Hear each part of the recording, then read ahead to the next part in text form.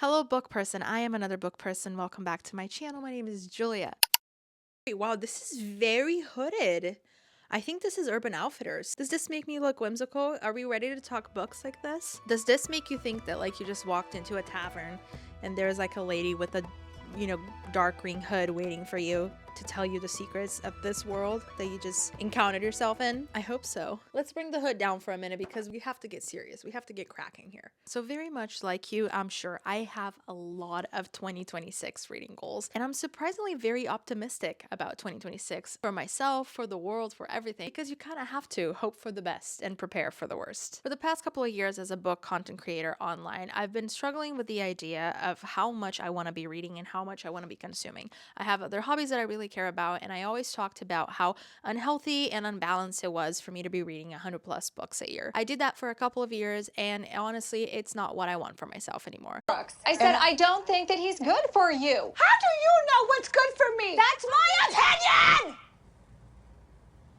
Don't you get it? Why can't anybody have an opinion but you? I am a huge overthinker, and sometimes that is a bad thing, but in this case, it is a great thing because I overanalyze everything I do and why I'm doing it. I have been an avid reader ever since I was young enough to know how to do it, and I have always seen reading as a meditation practice. It's the one moment that I'm allowed to slow down and really get lost in a different world and someone else's mind and forget all my troubles. And it was counterproductive and counterintuitive for me to push 100 plus books a year because I noticed that during the 2 years that I actually read more than 100 books in 1 year, I did not only burn myself out, but I also stopped enjoying this hobby as much as I used to. We tend to ruin everything with overconsumption and capitalism, and reading isn't any different. I felt like I ruined reading for myself by trying to listen to audiobooks with over 2 speed or trying to get through more than 10 books in a month to stay relevant on the internet, and that's not really my goal anymore. And I decided that I wanted to shift my relationship with reading. I wanted to be more intentional with everything I'm consuming, not just books, but movies, music,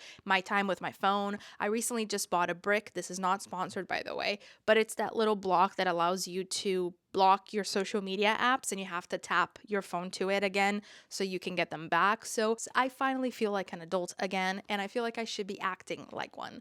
And acting like an adult for me means balancing out all my hobbies with the time that I'm spending with my family, using my phone less, reading more intentionally, and doing everything in my life more intentionally. And that brings me to my 2026 reading goal that I'm really excited to share with you. Since next year I am turning 30 years old, I decided that I want to read my age in books every single year. Because like I mentioned to you, I had the experience of reading over 100 books a year. And personally, to me, that doesn't make sense. I feel like I don't absorb the characters the way that I'm supposed to. I feel like I don't remember the plots, the setting, the stories as well as I could. I wasn't giving myself time to annotate the pages and actually spend real solid time with the characters. I feel like when you give yourself 1 to 2 to 3 weeks with the same book, time itself helps you feel like you're actually hanging out with those characters for longer than you normally would. And like I said, capitalism is ruining everything, man. I'm not a machine. I'm not supposed to be always outputting, consuming, outputting. And as a big mood reader, I want to be able to have a couple of months where I'm not reading as much and a couple of months where I read a lot and, and go with the ebbs and flow of life because we all have different seasons and our hobbies should be adaptable and be able to follow you through the seasons of your life. In my last few years as a reader, I also noticed that when I am a little more depressed, I read more. And when I feel better about myself, I go out more with my friends and I do things outside of my house. And sometimes even your financial state can dictate what you're doing. If you have to stay home more often to save some money, you're going to have some more time to read and maybe, like go to the library. Or if you have a lot more money coming in and you're blessed with a good job or a higher income, you're going to want to travel and do things, and maybe reading doesn't fit within that. I wanted to create a reading goal for me that would really just fluctuates with everything that I'm going throughout my life and the natural speed that our life goes and the natural stages that we go throughout an entire year. And for me, that meant reading my age in books every single year. So next year, I'm turning 30 years old, so I want to read 30 books. And then the year after that, I want to read 31. And the year after that, I want to read 32 and so on. I have a couple of friends who are like terrified of aging, but like aging is actually the only thing that excites me about the years ahead of me.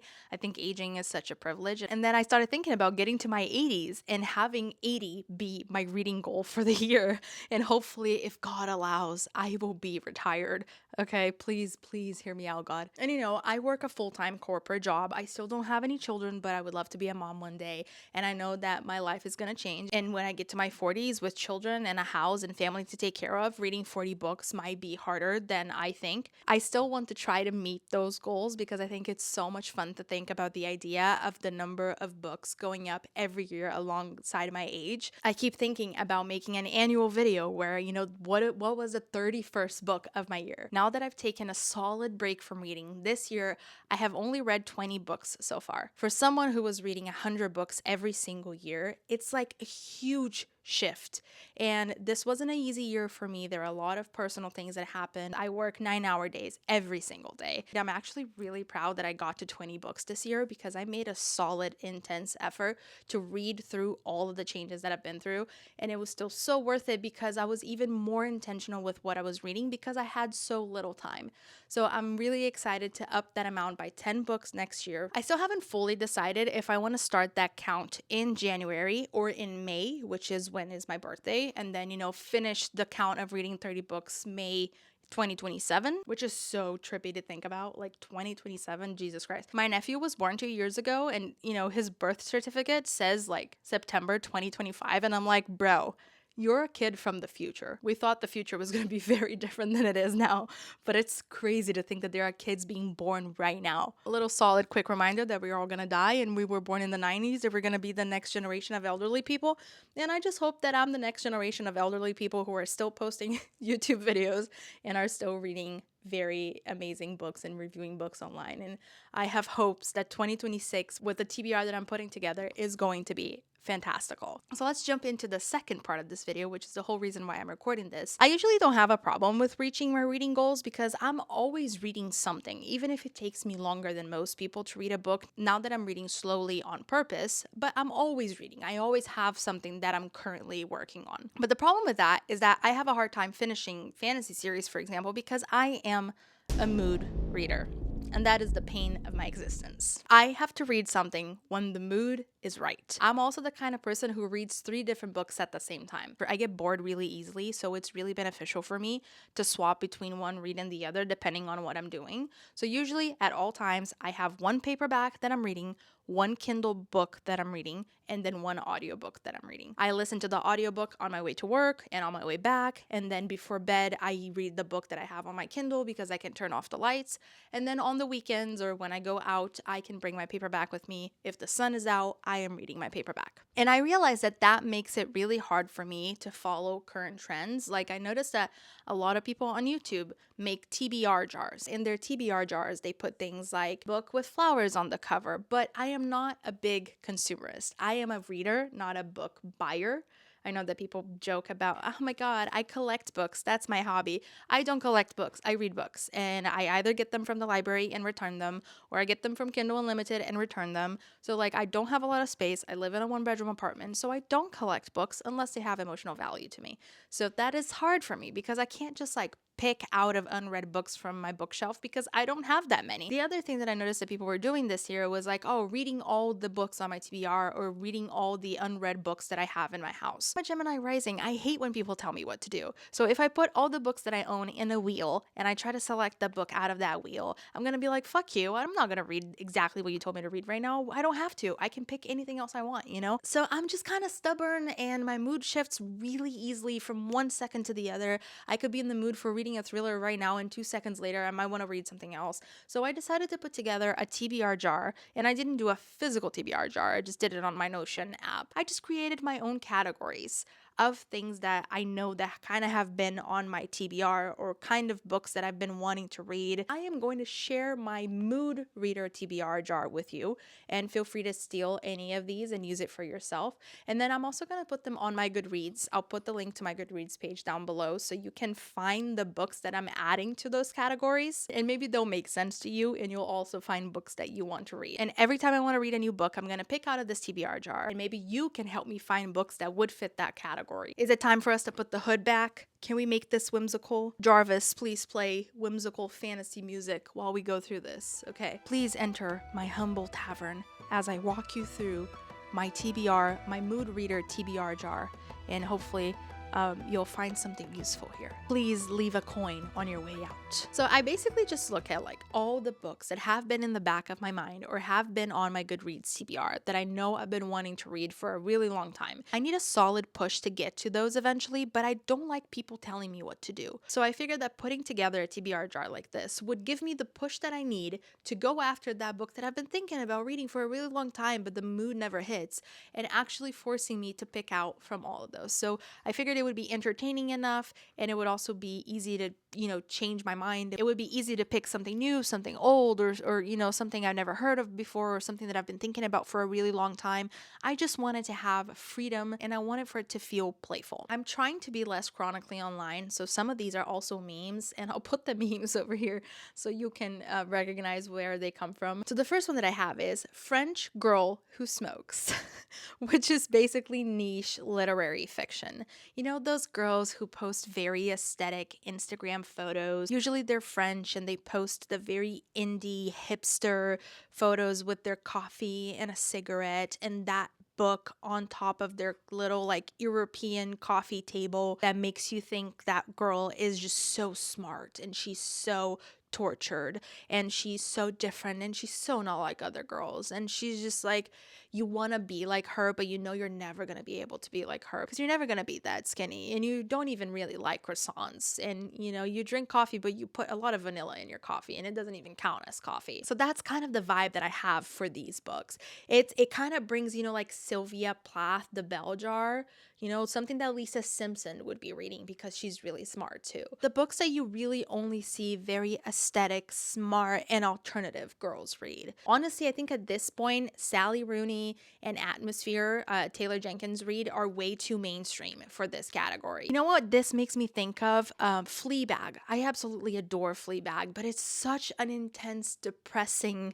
story, and the female main character is so flawed. So I think about that, reading something that is actually going to challenge me, and maybe, a female main character I'm not gonna love. So just like the niche literary fiction stuff. And then after that, I have Goth Girl with Daddy Issues, which is dark academia and horror. It speaks for itself, okay? Imagine a goth girl with daddy issues. She's gonna want to read dark academia novels. She's gonna want to read very disturbing horror or dark academia books that are going to match the scheme color on her profile, okay? That are going to match the autumn colors of her dark red plated skirt and black tights and leather boots, okay? What are these called again? I have one of them and I just forgot the brand. Doc Martens, her Doc Martens, okay? So anything you could think of, like Donna Tartt or R.F. Kuang, like all of those. I haven't read all of them yet. I don't even know if I like any of them. I know that I like horror. I really love horror, but I love horror movies. I don't read horror books that often other than like Stephen King. So I want to branch out. I want to get weird. Okay, so that's me getting weird. And speaking of weird, after that, I have Obnoxious English Lit Student. Old American literature or not American literature. Basically all the shit that I was forced to read or similar to the shit that I was forced to read when I was getting my English lit degree. Anything that you would see in the Northern Anthology of World Literature. Hemingway, Austen, Steinbeck, all of those. And then the other category that I have is teenage me would be obsessed. So what is the one genre that teenage you was always very biased towards and that made you really, really happy? To me, it was urban fantasy or paranormal fantasy. If I get that from my TBR jar, it means that I get to read Anne Bishop, baby. I get to read Ilona Andrews. I get to read any new, upcoming, old, reread all of my favorite urban fantasy novels. Books that horror movie main character reads while she is babysitting. So this is basically domestic thrillers and crime fiction. I am obsessed. That is all I watch. I only watch horror movies, thriller movies, and mystery movies. I usually avoid anything else. Like I hate action movies. I might watch like one romantic comedy a year and that's about it. But I have a Shudder subscription and every weekend my husband and I just go through Shudder and we watch a new horror movie. And that's when I realized I don't read enough thriller and crime fiction.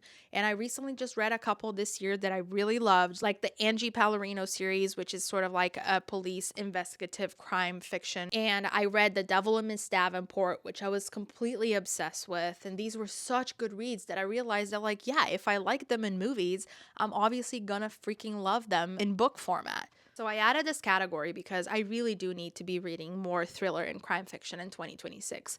And I will say more, I think that that is the only genre delivering shit nowadays.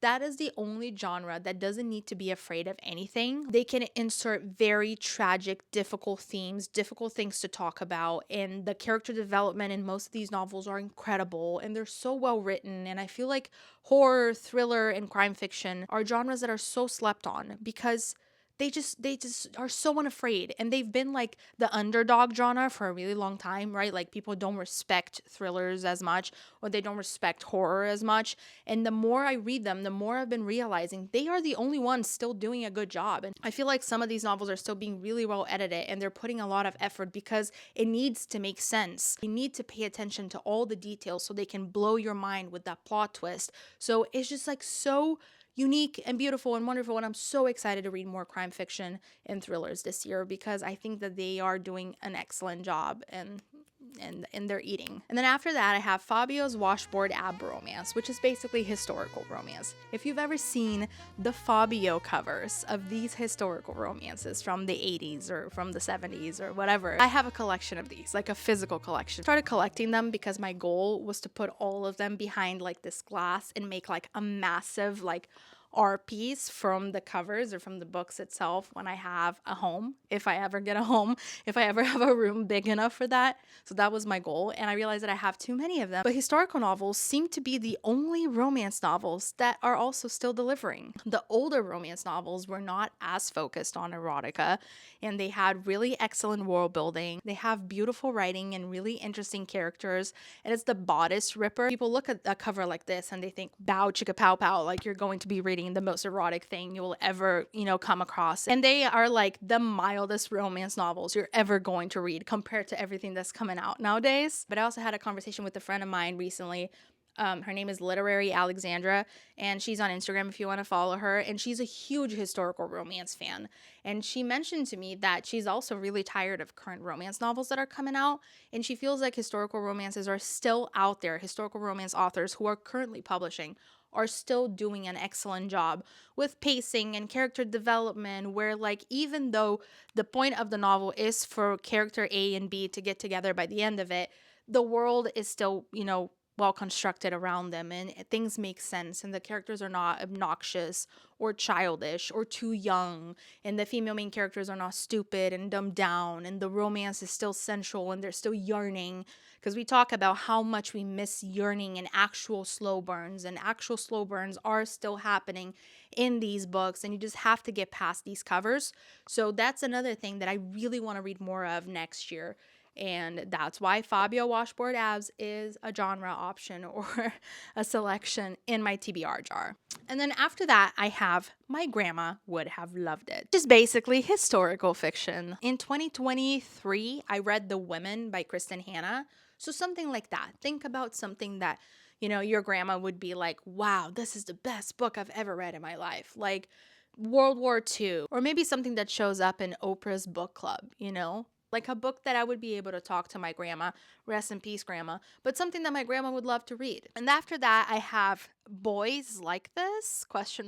Which is basically sci-fi fantasy. I love sci-fi fantasy, and this is obviously a stupid gender joke, but my husband is a big reader, and he only reads dark fantasy or sci-fi fantasy. I kind of connect that genre with him being a guy and loving that kind of storytelling. The Blake guy that writes sci-fi, or like any Brandon Sanderson sci-fi, or this one, because I can't think of how to spell or say the name of this author. Editing Julia. It's the one that you have on your Kindle right now. That it's about children in space or something, or there's children in the title. So just put it over here so people know. And after that, I have What, like it's hard? which is reading high fantasy or fantasy books that are over 500 pages. I've had some stupid silly boys go on my Instagram page and tell me, you're only reading 350-page novels. Of course you're reading that many books a year or whatever. You're only reading romance. Like, I doubt that you can read a 500-page novel. Sir, excuse me, we've been reading fan fiction longer than that since we were 12, okay? Like, what? Like, it's hard? I recently just finished It, and I think It was 1,200 pages, and then there was another Stephen King one that I'm currently reading which is a date 12/22, whatever, something, the day that JFK was murdered. Really solid book, by the way. I'm really loving this. So yeah, any high fantasy, or even Stephen King books that are over 500 pages long. After that, I have Barbie and the Magic Pegasus, which is fantasy romance. I can't escape romantasy. That's all my algorithm tells me to read, and I've tried changing my Instagram algorithm over and over again, and I just can't, okay? And I feel out of the loop. I feel like I'm missing out. I feel like a huge FOMO because all these girls are reading romantasy, and I am still hopeful that eventually I'm going to find a romantasy novel that is worth reading, okay? I'm not gonna give up. I'm going to find a romantasy that I know is gonna be good. Like 2 years ago, I read my first Grace Draven novel. I don't know if you ever heard of Grace Draven, but she writes solid romantasy without excessive erotica. And this is the first book I read by her. It is so good. And it's like this arranged marriage romance between this beautiful, stunning human woman and a monster of a guy. But in this world, it is normal for the monsters to find the regular people hideous. So the monster actually finds her disgusting and unappealing and not attractive at all. And she also doesn't find him attractive. She finds him disgusting, and they learn to enjoy each other's company before they even kiss for the first time. And I just need to find romantasy that is more my speed. So hopefully I'll be able to do that in 2026 whenever I get Barbie and the Magic Pegasus. And after that, I have Sarah J. Maas can't come to the phone right now. Why? Because she's dead. Oh, look what you made me do. This one is basically fantasy. Any fantasy I want to read that is not Sarah J. Maas, okay? I don't know why while I was creating this list, I had this meme that I don't even know where it's from in my head, which is basically the guy that says, good soup.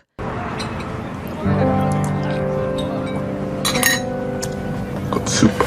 So contemporary romance. If there's one thing that is going to put you in a good mood, or something that is going to be really easy to read, or something that you can get through when you're stuck in a reading slump and nothing else matters and you don't need to actually work your brain, you could maybe even listen it to an audiobook while you're crocheting or painting or playing video games, which is something I love to do. I always play some Minecraft or League of Legends or Stardew Valley or something like that when I have a contemporary romance novel in my ears, and it works great. So the next one is Wait Until My Father Hears About This, which is Draco Malfoy's very popular quote. I don't know if he only says that in the movies. No, I just recently read all the books, and I don't remember Draco saying that in the books. Can you please let me know in the comments below if Draco actually says that? Basically means that I get to read anything low fantasy or YA fantasy. I still love YA fantasy, okay? I'm not gonna lie to you. It's one of the only places where I can still pick up a fantasy novel and be 100% certain I'm not gonna get hit in the face with smut, okay? So sue me if I still want to read YA fantasy. And then after that, I have You Had an Absent Father or a Narcissistic Mother, which means I get to read a dark romance. So basically, that is the genre that I think of when, you imagine yourself as someone who had an absent father or a narcissistic mother. You find some solace in reading dark romance.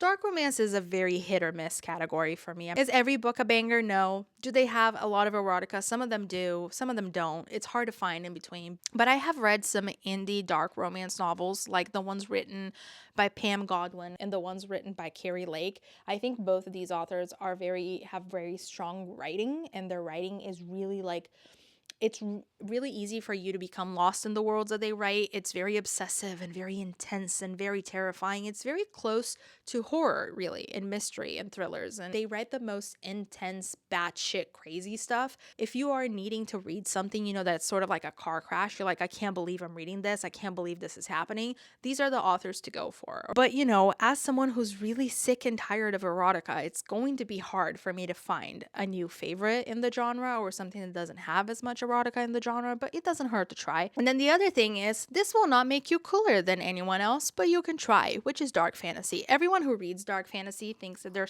somehow, for some reason, way cooler than people who read normal fantasy.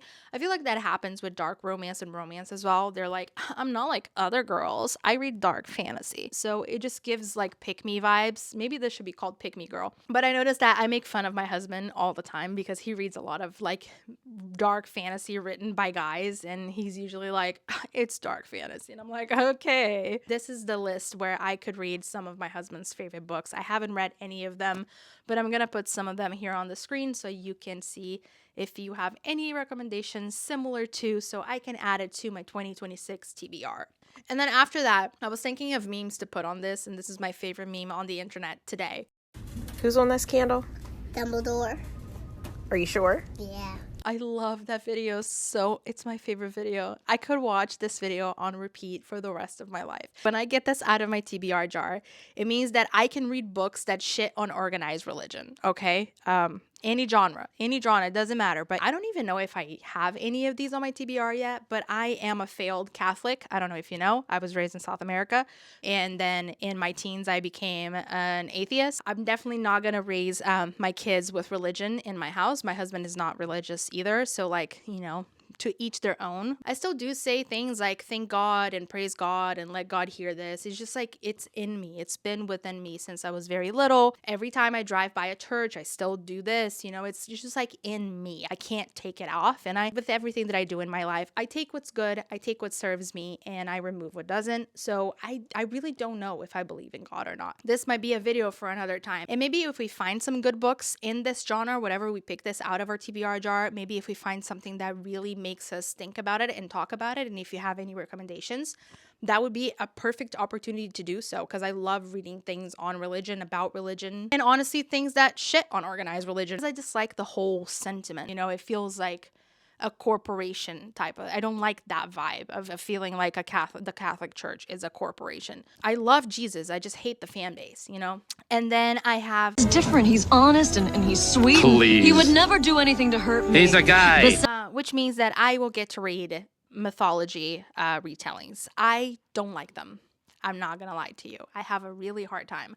I currently have the entire Percy Jackson series sitting on my bookshelf that I got as a gift from my in-laws last Christmas, and I have not picked them up yet, but I feel like I have to. At some point, I need to maybe even make a full video on my first time reading Percy Jackson. I don't love mythology retellings, never did back in school, so I'm just hoping that eventually I will stumble upon a book here that will make me start enjoying mythological or Greek mythology retellings. It doesn't have to be Greek really, but you know, mostly Greek because that's what people go for. And then after that, I have Scars. I'm surrounded by idiots. No offense, but this is for all the TikTok books that are popular. So if I'm surrounded by idiots, it means that I have to read the most popular TikTok book, okay? Because I figured if I'm going to torture myself, maybe I'll get a funny review video out of it from hate reading something, because sometimes it's healthy to hate read something. It's not the end of the world, and I'll just get to experience some rage. It's healthy for your nervous system. And then after that, I have the I'm tired of this, Grandpa. That's too damn bad! which is nonfiction. I feel like people hate nonfiction. People think nonfiction is boring, and nonfiction is something that you would get like recommended or forced to read in high school or for college or something. And I would imagine a kid reading it and being like, I'm tired of this, Grandpa. And then people just telling you to suck it up and read it because some of them are actually good. So this is my goal, to find good nonfiction books. So if you have good nonfiction books recommendations, drop them down below. And then after that, I have Rebekah! Rebekah! You cannot hide from me, Rebekah! If you ever seen The Vampire Diaries, whenever I get Rebekah, it means that I have to read a very, very old book, because all of these vampires are very, very old. So like imagine a book that was published like a gazillion years ago. And I'm always curious to know, you know, how readable those are, if they're actually good. And then after that, now that we enter vampire territory, I also have I don't want you to come. which is books under 200 pages long. Don't ask me why. But you know what I mean. You know what I mean, right? Like Bella, I don't want you to come. Sort of like edging Bella. So it's anything that's too short. You know, they don't want you to come. 200 pages. You know? It's not funny. I know. Whatever. And then after that, since we're already speaking of Twilight. Bella! Where the hell have you been, Loca? I put Where the Hell Have You Been, Loca, so I can finish series I am in the middle of. So I imagine the series asking me, where the hell have you been, Loca? Because I just abandoned them because I got bored after reading the first book and I need something new. And it is my fault. It is not the series' fault. It always happens. Like, I'm still in the middle of Written and Read by Anne Bishop, and I love this series so much. but I had to take a break in between books and now I have to jump back into it. There are 7 books in the series and I need to finish it at some point. So where the hell have you been, Loca? To finish series that I'm currently in the middle of. And then after that, I have Damn You, Jeff Bezos, which is any Kindle Unlimited books. Jeff Bezos gave me Kindle Unlimited for 0.99 cents for like 6+ months. And I'm just going to use it, okay? Like, I had to re-sign up. He offered it for 99 cents a month, and I fell into his trap, and I'm giving $1 a month to Amazon, okay? I'm so sorry. Like, it's just happening. So if I get this, it means that I have to find any books available on Kindle Unlimited and review them. Doesn't matter the genre. The last one, because my creativity started running out around here, guys. Matilda Would Be Proud. I read and watched Matilda in middle school multiple times. So this means that if I get Matilda Would Be Proud, I have to go to the library and get a library book, either with my Libby app or physically go into the library. But I have to just find a book the way that God intended, okay? Without TikTok, without Bookstagram, without BookTok, without anyone's input. I have to either walk into a library and find something interesting to read, or scroll through my Libby app and find something interesting to read. So what do you think? Do you think that we could do this together next year? So yeah, this is pretty much my 2026 TBR. Is this too ambitious? I don't know, but I'm really excited to put this jar together. I think I'm gonna do it either in like a wheel on my computer, or I'm going to do a physical one so I can take a little piece of paper every time I want to read a new book. And I will put them back. Like, I'm not going to remove them because they are dynamic enough that I can use the same genres over and over again. So that's the best part about this mood reader TBR for me. And I could get the same one all the time and I don't have to remove them, you know? So that made me really excited. So anyways, I hope you enjoyed this video. I hope you're going to be able to do this mood reader TBR with me.